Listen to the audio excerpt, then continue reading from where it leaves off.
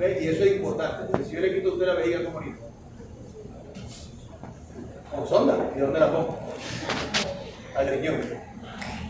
¿Cómo orina un paciente sin vejiga? ¿Cómo orina un paciente sin vejiga? No se les ocurre nada. Se murió el paciente. Por diálisis. Yo le quité el riñón. Diálisis peritoneal. Yo dije sin riñón o sin vejiga. Sin vejiga. Esto quiere decir que el paciente conserva la función renal. Entonces ustedes pueden hacer una vejiga con intestino, se llama neovejiga. Pueden agarrar un intestino, pegarlo a la piel y sacar lo que se llama una urostomía. O sea, al intestino, pegarle los uréteres y el paciente orina en una bolsita. O pueden pegar los uréteres a la pared abdominal y hacer lo que se llama una ureterostomía cutánea y el paciente orina en una bolsita. O sea, que yo le quite al paciente la vejiga solo lo pongo feo, pero no quiere decir que va a dejar de orinar. ¿Entiendes? ¿Ven? El TNM, muestre la foto. Así se ve un tumor de vejiga. Puede ser superficial, puede ser profundo y así se ve en la citoscopia. Parece la patica esa que le ponen a las peceras, unas alquitas. Así es, cuando uno entra a la vejiga se ve así dentro de la vejiga. Ojalá todos se vieran así bonitos, la mayoría que vemos se ven horrorosos, pero se ven así.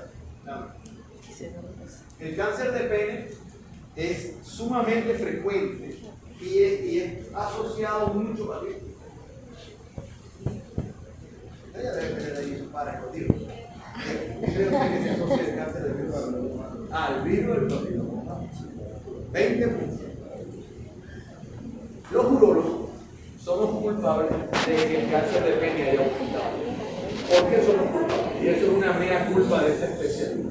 ¿Por qué? Porque nosotros siempre creímos que el BPH solo era importante en las mujeres. Y de hecho los urólogos hasta el año 2018, cuando nos llegaba un paciente con BPH le decíamos, te lo quemo. Yo te pongo ahí una quemadita y ya. La mujer tuviera que tiene que estar preocupada, hay que llevar al ginecólogo, porque en el cáncer del cuello uterino, el BPH se considera pre-oncogénico. O sea, tener BPH se considera un cáncer temprano del cuello. Pero en el pene no, hasta el 2018. En el 2018 nos dimos cuenta que el BPH en el varón no solo era más agresivo que en la mujer, sino que se nos habían muerto cientos de pacientes con carcinoma de uretra, con carcinoma de pene, y todos esos pacientes tenían BPH. Y nosotros no hicimos nada. Entonces ahora, al paciente varón que llega con BPH no se le quema, se le muestrea y se le hace lo mismo que se le hace a la mujer. Clasificar en oncogénico o no oncogénico, ver qué tipo de BPH tiene y se le indica al paciente a qué. Amén, que usar preservativo. ¿A qué más? ¿Qué le dicen ustedes a las mujeres? Que se vacunen. Tienen que vacunarse. O sea, lo ideal sería que usaran preservativo, que no tuvieran muchas parejas sexuales, tal. Pero lo mejor para empezar es que se vacunen. ¿Por qué? Porque al vacunarse se están protegiendo contra los oncogénicos. Entonces quiere decir que yo puedo adquirir la infección, pero no la voy a adquirir del que da cáncer. Al menos de los que dan cáncer que sabemos hoy. Mañana no lo sé. Pero de los que conocemos hoy, porque hay 100 oncogénicos, 8 en teoría. Entonces tratamos los 8. Y por supuesto, seguir invitando a los pacientes a utilizar el preservativo. Porque si bien el preservativo no protege de la infección, usted puede tener una infección por VPH, aunque utilice un preservativo. Y le salen las verrugas alrededor del preservativo.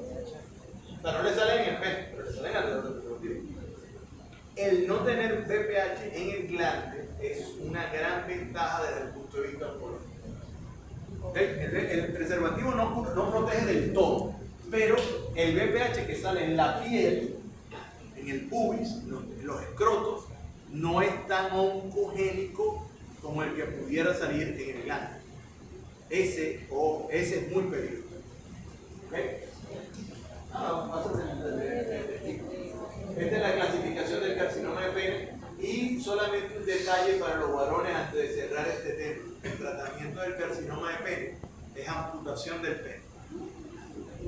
¿Okay? Y eso no ha cambiado, lamentablemente. No hemos aprendido a hacer nada diferente. El tratamiento es falectomía. Entonces, cuiden el pene. No hay trasplante de pene. No ponemos penes prestados. Se lo cortamos. Y le queda para vivir del recuerdo. Cuando yo tenía pene. Entonces, evítense que le cortemos el pene. Eviten el BPH, sean cuidadosos, no tengan fimosis. El BPH, el carcinoma de pene aparece mucho quedamos aquí aparece mucho en la fimosis. O sea, cuando el paciente es fimótico, hay que quitarle el prepucio rápido para que no se exponga, porque se considera que el esmegma, ¿sabe usted lo que es el esmegma? No. No te me ese nombre ahí. ¿Ah? ¿Sabe usted qué es el esmegma? A este sí anotarme el nombre, porque no va a pasar. O sea, usted es varón y no sabe lo que es el esmegma. Usted no tiene que el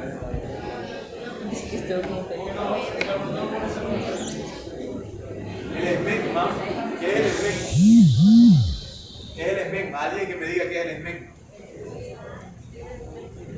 Pero duro, usted duro, diga, el esmegma es tal cosa. ¿Qué es el esmegma? ¿El qué? ¿El qué? ¿El qué? Exacto.